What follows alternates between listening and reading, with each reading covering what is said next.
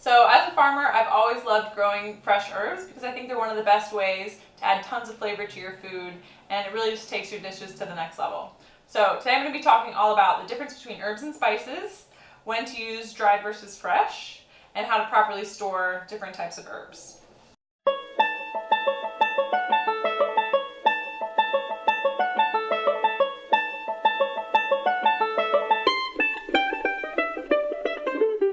So, first and foremost, what is the difference between an herb and a spice?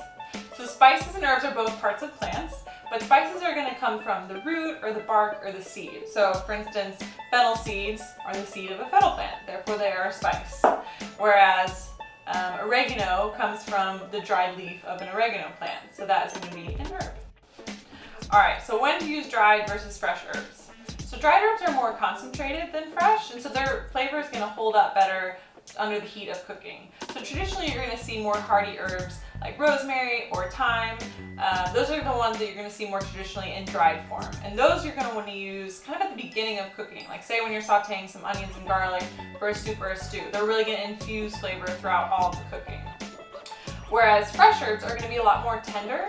So you really only want to use those at the very end of cooking. Like say when you're garnishing a pizza or some pasta, or in salads, or in pestos or sauces where it's not getting cooked at all. In my opinion, there are certain herbs that are not meant to be dried. So really tender herbs like basil or parsley, because they're so tender, they just really don't translate well to being dried. And so if you ever open up a jar of dried basil from the store, in my opinion, it just smells like dust. And you're really not going to get the flavor that you would from fresh basil. So in most cases, when a recipe calls for basil or parsley or cilantro, again, these really tender leafy herbs, I'd say 99% of the time they are calling for fresh, not dried. So dried really is meant for the more hardy herbs like your rosemary, your thyme, your oregano.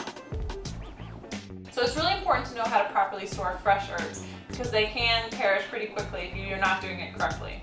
So for really tender leafy herbs like your parsley, cilantro, basil, I like to store them bouquet style, where you literally just store them in a jar of water, and it does help if you snip the ends. It just helps them take up water more easily. And I often just leave them out on my counter, but if it's really hot, I'll pop them in the fridge. The one exception to that is basil. Basil actually never wants to go in the fridge, it's just too cold. So that's something you definitely want to leave out on your counter, or just snip it out of your garden. So bouquet style is best for tender leafy greens, and then if it's a little more hardy like thyme or rosemary, what I do is I wrap the herb in a damp paper towel and then put it in a Ziploc bag. And you do want to leave it open so that it doesn't get too moist in there, and then you'd want to just pop it in your fridge. And this will keep these guys fresh for at least a week or so.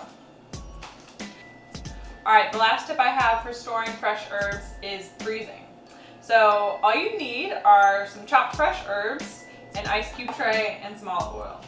So right here I have some chopped basil. I'm just going to put a handful, maybe a tablespoon or so, into each cube tray. And then you just want to cover these completely with olive oil.